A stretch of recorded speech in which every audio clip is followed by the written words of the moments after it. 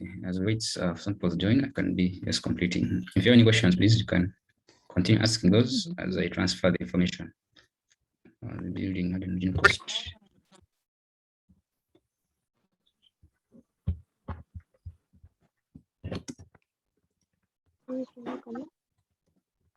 Mul, I have funny appetite now. Don't you know that guy was like, give me appetite tabs.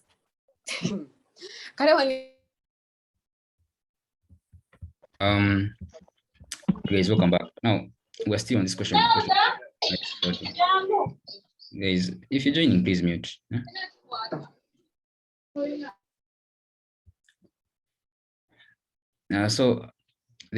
let me share just the question again, so that you don't ask where am I getting these things from. So we have a date, an important date here of 1st January 2016. This date we transferred from IAS 16 to IAS 40. Then they're saying that the building had an original cost of 400 million on 1st January 2010. So that's still important information, that on 1st January 2010, the cost was 400 million. Okay, and let me just put that, the figures are in millions. Okay. Then they're saying that, and was being depreciated over 50 years. Okay, so we all know that is, that is straight line. Whenever they say over 50 years, that is using straight line method. Okay, so I'll come and say useful life. Useful life is 50 years. Then the other information they're giving us here, they're saying that its fair value was estimated at 450 million on 1st January 2016.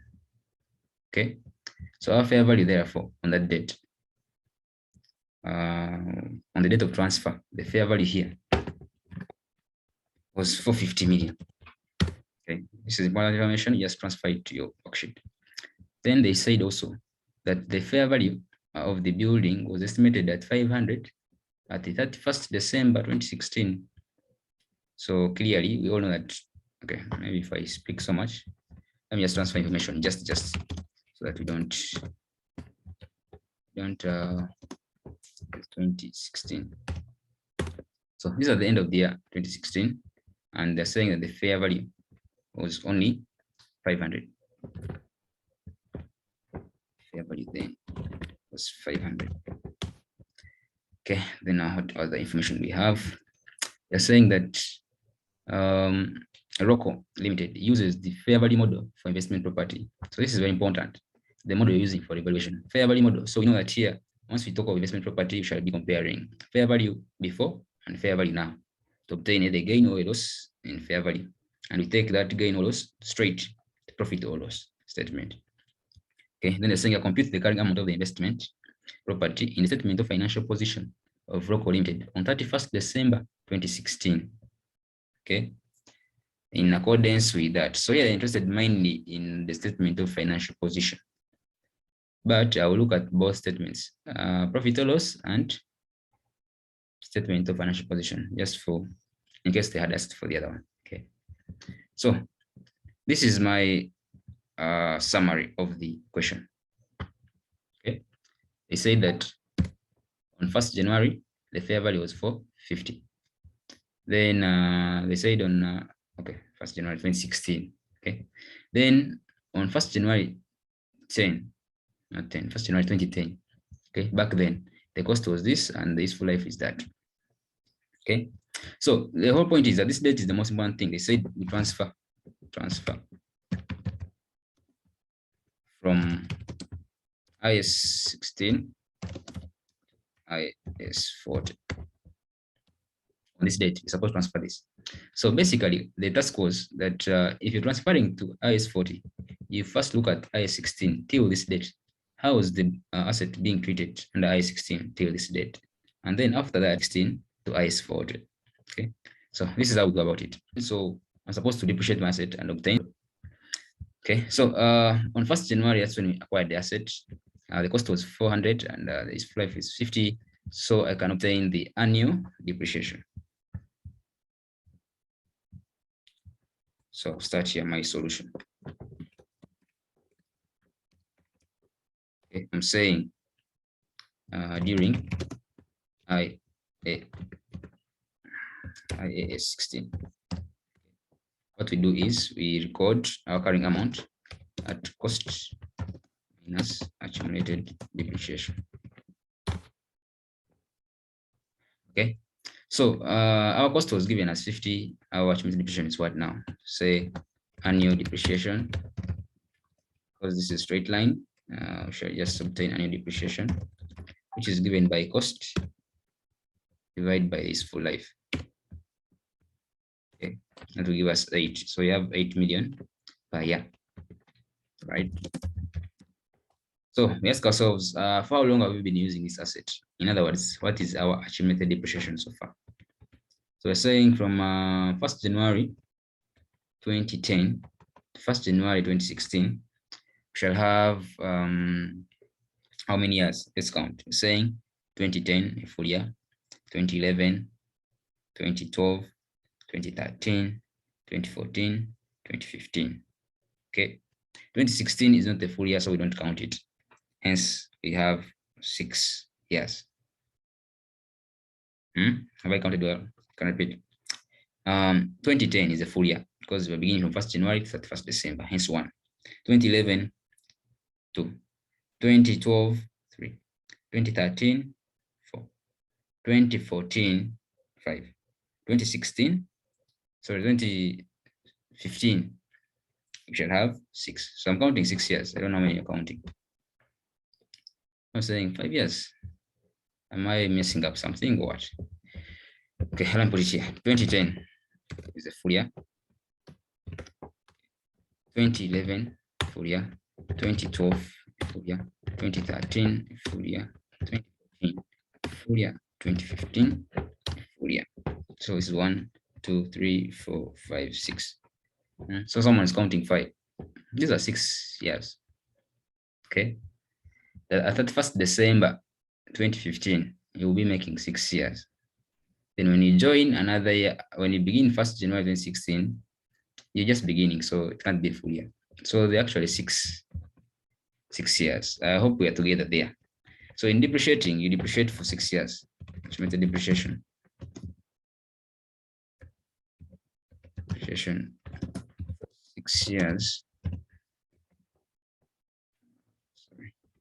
Going to be equal to the annual times the 6 years. Okay, and put it here, 6 times 8.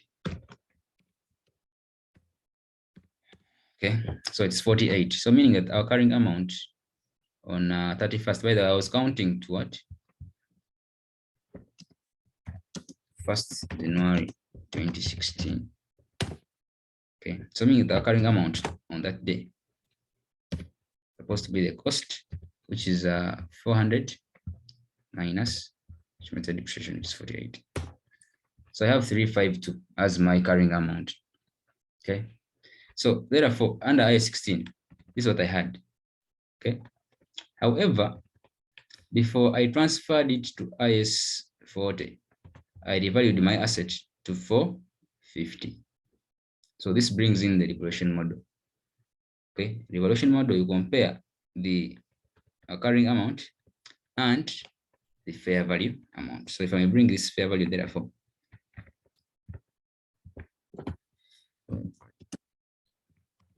first Jan 2016, it is 450, sorry, 450. Okay, respond to some charts here. Why aren't we including 2016 so that we have 7 years? We are not including 2016 because the date you're interested in is 1st January 2016. The day we changed the use of the asset from office to now rentals. In other words, from PPE to investment property, or from IAS 16 to IAS 40. That date is what we're interested in. You're supposed to account for the asset under IAS 16 till that date when you changed the use of the asset.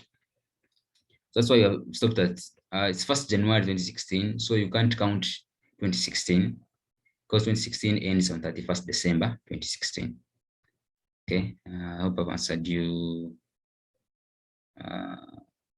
Okay, got it. Now, if you continue, so here I was saying that once you have revaluation, your fair value, sorry, under IAS 16, this is the revaluation model.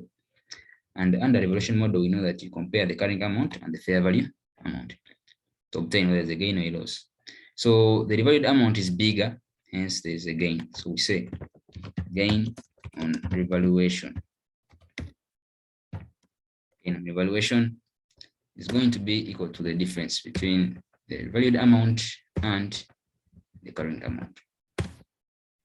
So I have 98 as my gain on revaluation.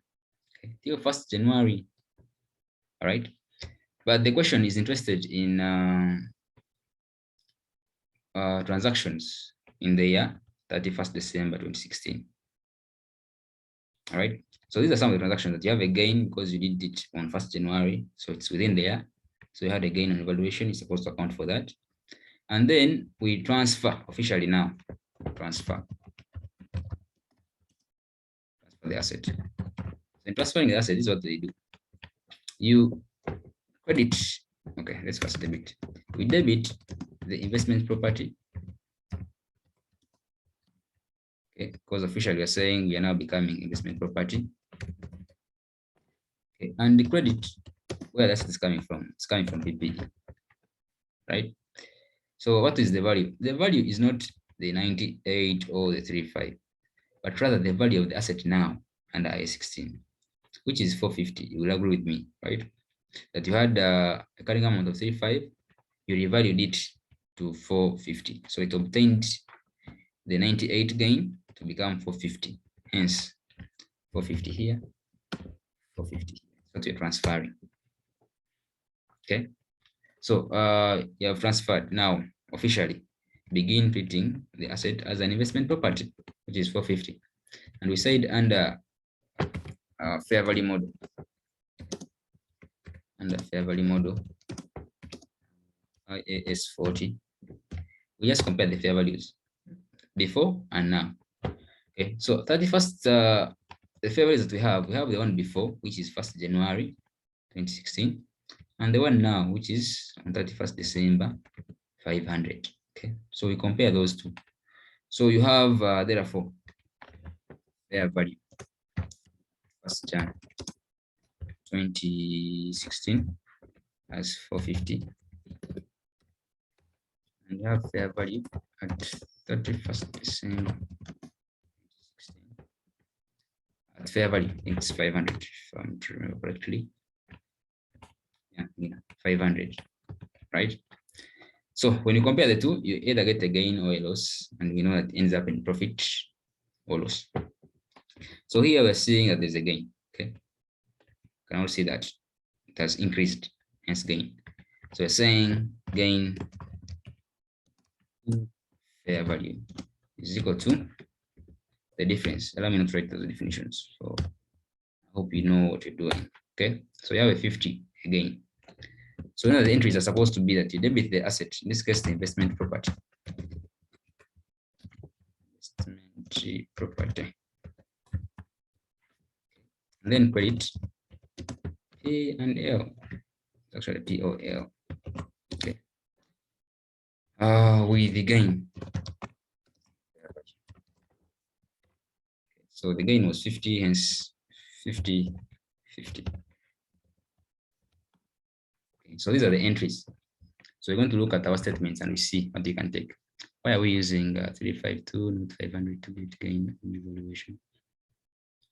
Not 500. Patience, the date we are referring to is 1st January. Where is it? Here, 1st January 2016. This is when you had a revaluation. Okay, and we're saying this date previously you were IAS 16, so we're supposed to, for revaluation, supposed to compare the carrying amount on this date, that 1st January 2016, and the fair value on this date, which is 450, not for the 500. All right. So therefore, on 1st January, where is my, okay, here. I said fair value on 1st January is 450. And the carrying amount, maybe I should emphasize at January 2016. It was 35. Why we are depreciating all this while? Okay, we had a cost of 500 before this date, 2010. We had a cost of 400 and we had a useful life of 50. Okay, so why we are depreciating is to obtain the carrying amount.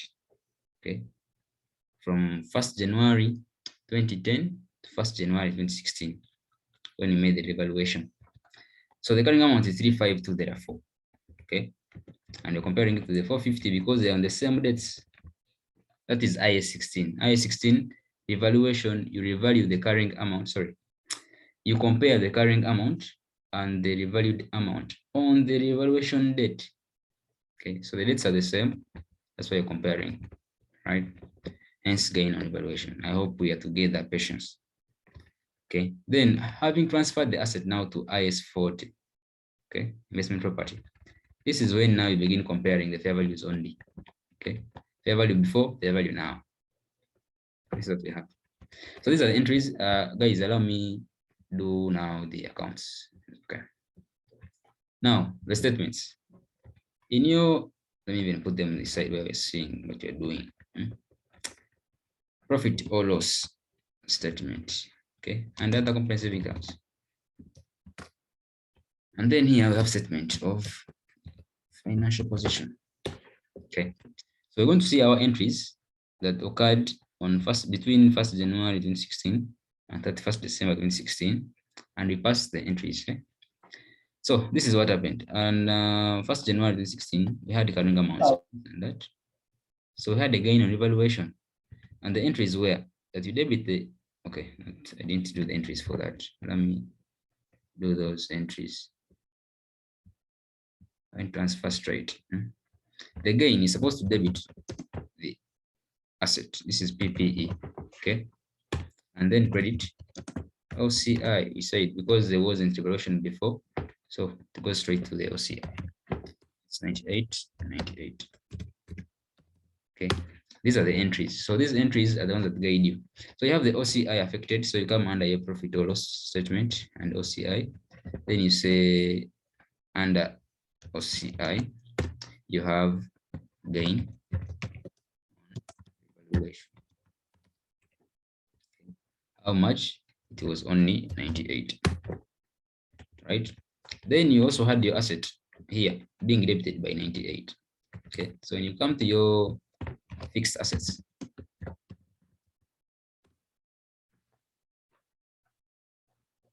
okay, okay, under PPE for now, you had carrying amount of 352.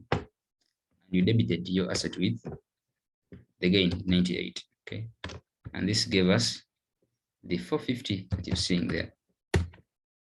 Okay, so this is the value of PPE by 1st January 2016. However, after that, we transferred it.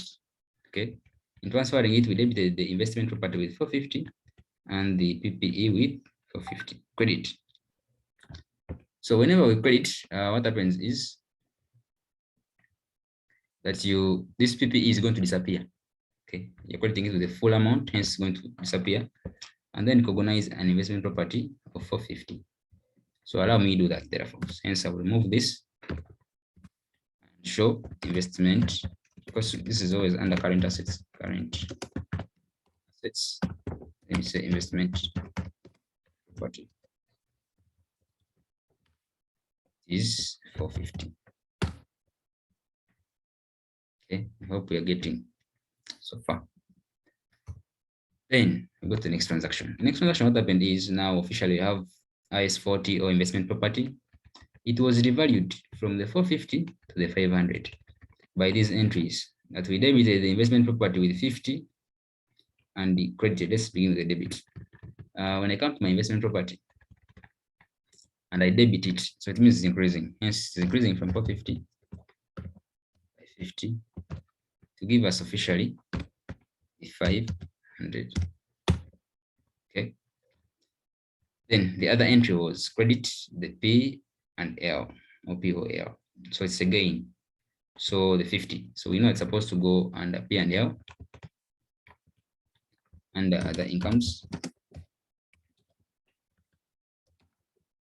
We say gain fair value. It was 50. Okay, so this is what we were supposed to show. So they were only interested in this part, this one here. But you can't show that without the workings. They're interested only in that. So of course you may not want to put the 450 plus 50. Just putting 500 is still enough. So if there are no questions, that is how we do investment property, especially when there is a transfer. Okay, so let's look at okay, there are only 10 minutes left. I don't think I'm going to cover borrowing. However, I can talk about it briefly, just give you highlights on it. Borrowing costs. There's this one here.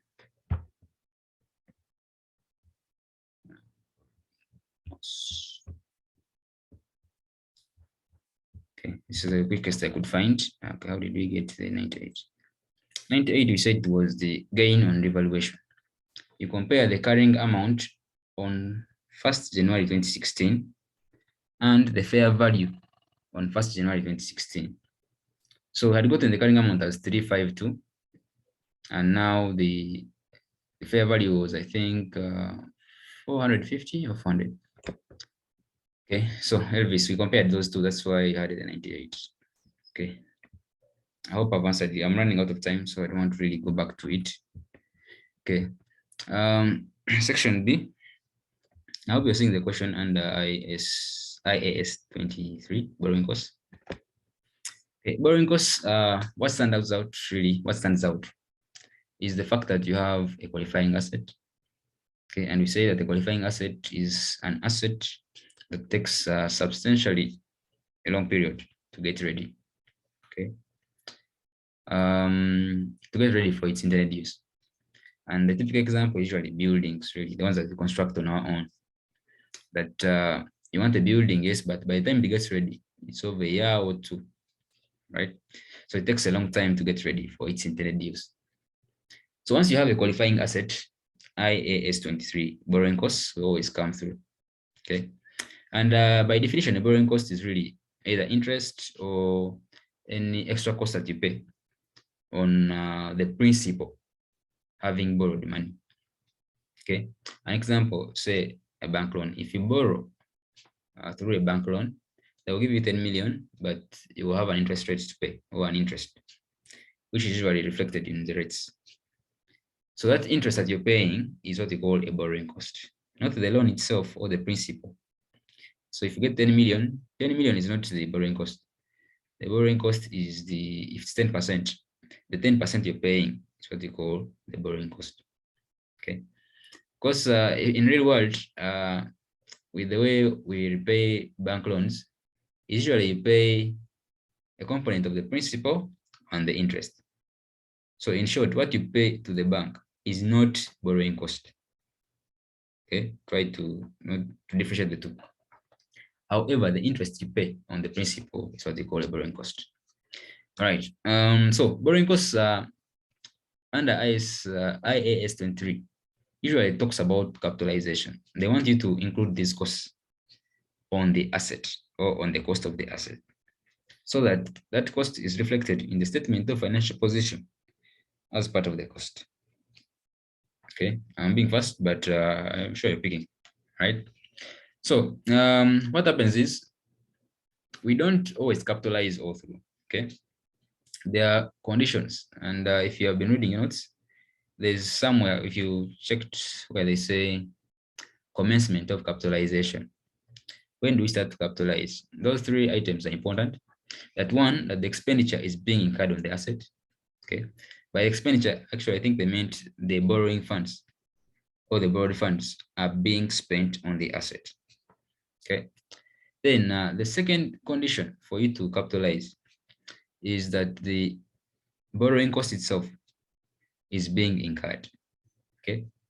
So how do I mean? If you borrow, for example, a loan of 10 million, okay, and has a maturity date of maybe 5 years, and for you, you're using this money after 5 years, Okay, meaning that you have already paid interest and it's no longer being incurred. In that regard, you cannot assume a borrowing cost. Okay, because costs are not being incurred. You already paid off your loan. Okay, so I hope I've not confused you. Okay, then the last component is that the activities intended to bring the asset in its intended use are going on. Okay, by construction we mean, okay, by that we mean if it was construction, that construction activity is going on. So it's only when construction is going on that you capitalize the borrowing cost. Okay, so having said that, therefore, of course, there's a suspension of borrowed costs or capitalization. For suspension, we mean that if there's any break as far as construction is concerned, that the construction is not going on for some time, okay, but the asset is not ready yet. Now, during that period, we usually expense on a condition that the reason why you're breaking for construction is none to do with technical reasons. Okay? If there are technical reasons, then you should always capitalize. If the reason why you're stopping is not technical in nature, then we don't capitalize. We cease capitalization. Sorry, we suspend capitalization within that period. Okay. Then ceasing capitalization. When do we stop to capitalize? That one stops when you have the asset ready for its intended use. Okay. Once the asset is ready for its intended use, you have stopped construction, for example. Then, and the asset is ready for use, then we say you cease capitalization. By ceasing, we mean you stop to capitalize. Okay, so part A was saying define the term borrowing costs and explain the accounting treatment of such costs, which is required by international standard IAS 23. Okay, so by definition, I've said this is interest or costs incurred on borrowed funds. Okay, we give an example that a loan at an interest rate of 10%, that the 10% is the interest or is the borrowing cost. Okay, and we say that this cost is not entirely borrowing cost under IAS 23, because IAS 23 only emphasizes capitalized borrowed costs. So you were supposed to explain what I've just said above, that when do we commence capitalization, when do we suspend, when do we stop. Okay, so I don't want to go into that really. I've already talked about it. So the treatment is that you debit the asset with the borrowed cost and then credit the mode of payment or cash. So that is part A, 4 marks. Part B says during the year to 31st December 2020, a company started work on the construction. Okay, of manufacturing a plant and incurred expenditure as follows. Okay, so clearly, once you see construction, you just know that this is basically IAS 23 borrowing cost, because the qualifying asset comes through officially. So this is what happened. They're saying that during the year that ended 31st December 2020, the company started work on the construction of a manufacturing plant and incurred expenditure as follows. So on 1st April, we spent that. On 1st August, we spent that. On 1st December, we spent that. They're saying all of these payments were made out of general borrowings. So maybe I didn't talk about that, but I shall fill it here. Okay. So usually there's with borrowing costs, there are two types of borrowings. One, there is where you borrow for specifically the qualified asset that you're borrowing to manufacture the plant. Okay. Then the other form of borrowing is you borrowed before, maybe for some other reasons, and now you want to construct this building or the qualifying asset. And for some reason, you had many loans before, and hence lots of money from different loans. Okay, so what we do is we obtain that money from 10. Okay, what changes really is usually on the interest rate. That because you're picking money from different sources of borrowings, the interest rate is supposed to be the weighted average interest rate. Okay, whereas for a specified borrowing, particular qualifying asset.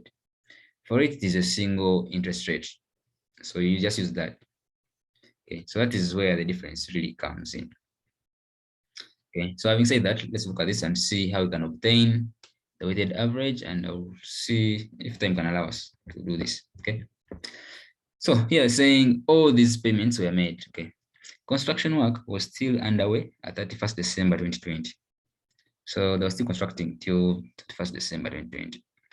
Sorry, beyond. The company had the following borrowings outstanding throughout the year 2020. Okay, so amount of the loan is that, interest for the loan for the year is that. Okay, saying calculate the amount of borrowing costs that should be capitalized in relation to the construction of the manufacturing plant. Okay, so how do we capitalize? I think from this information you can clearly see that the three conditions are being met. That one, the expenditure is being incurred on the asset.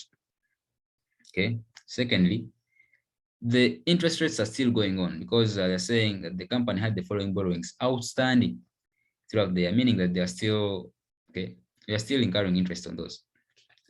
And then finally, construction is going on. It went on beyond even 31st December. So the conditions are clear. So here, my interest really is on obtaining the weighted average interest cost. And then we see, okay, so if I may share my worksheet for this.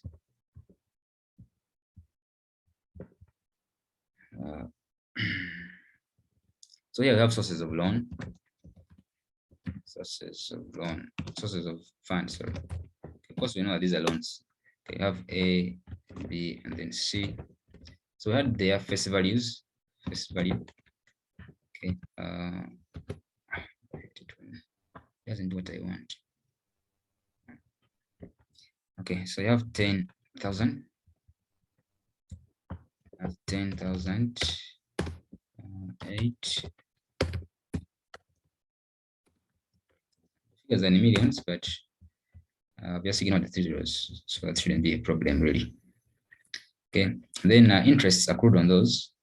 You have 150. This is interest. This time they give us interest. They didn't give us interest rates. Okay. Then 720.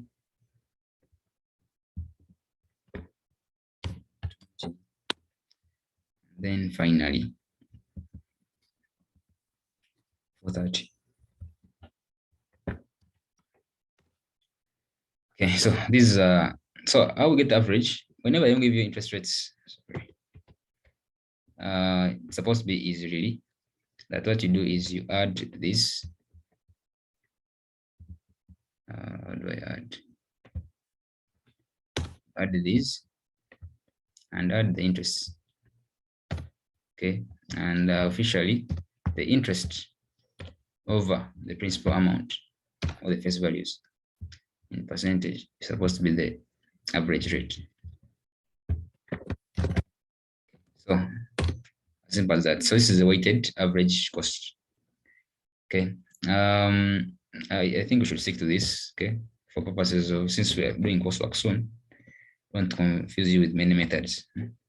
However, if for example, if they had given us interest rates, how would you go about it? So to use the same way is they wouldn't give you interest. So because they're not giving you interest, you're supposed to find the interest. So if they give us the rates, for example, here you're saying interest rates.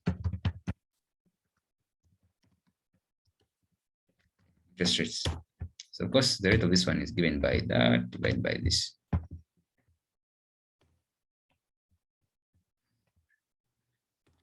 %. Can confirm that this times 12%. It's still that, okay.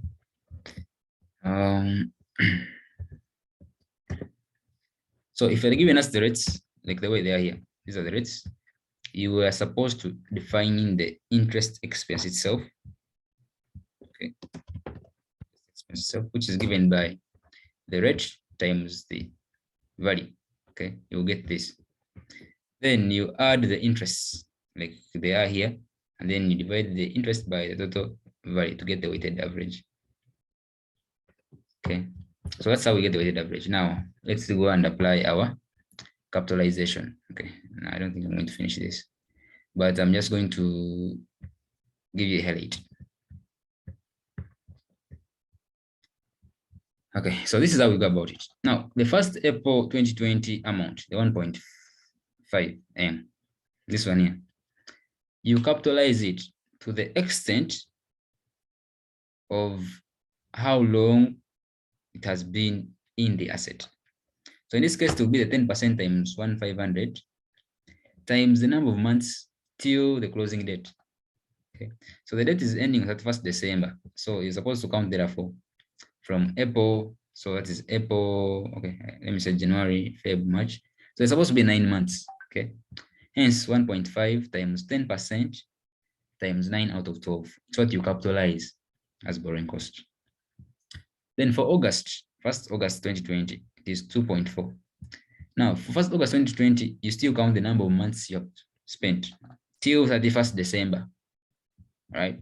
Hence August, September, October, November, December. So it's supposed to be 5 months. So it's supposed to be 2.4 times 10% times 5 out of 12. You do the same for the December, this one's for only 1 month. And you're done with capitalizing. Yes, please, pardon me. How we get the interest rate.